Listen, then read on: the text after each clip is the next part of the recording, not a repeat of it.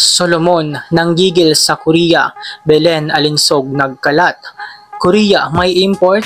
Pero bago natin yan simulan, please support this channel by clicking like, share, and subscribe para updated ka sa ating mga videos. Uminit na agad ang Korea Expressway sa panimula pa lamang ng set. Ito ay dahil sa mainit na palitan ng atake ng Pilipinas at Korea. Sa pangunguna ni Nuyeska at Nikolova na foreign guest player ng Korea, ay nahirapan nga ang NU players na putulin ang momentum sa laban. Nanggigil nga si Solomon at Belen sa atake at depensa. Subalit mas nanaig pa rin sa unang set ang paghahalimaw ng Korea at nakuha nila ang unang set 25-17. Sa ikalawang set ay patuloy pa rin ang pag-init ng Korea Expressway sa pangunguna na sina Yunieska at Nikolova, but this time ay di na rin nagpakabog si Solomon na halos karamihan sa puntos ng Paint Master ay galing sa kanya. Nahirapan nga ang Pinas especially sa services ni Nikolova kung saan ay malakas nga ang impact nito sa bola.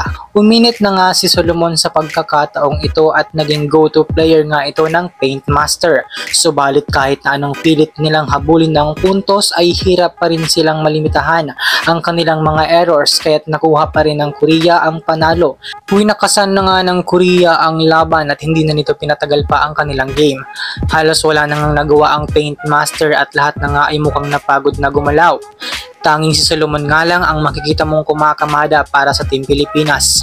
At tinapos na nga ng Korea Expressway ang laban sa score na 25-15.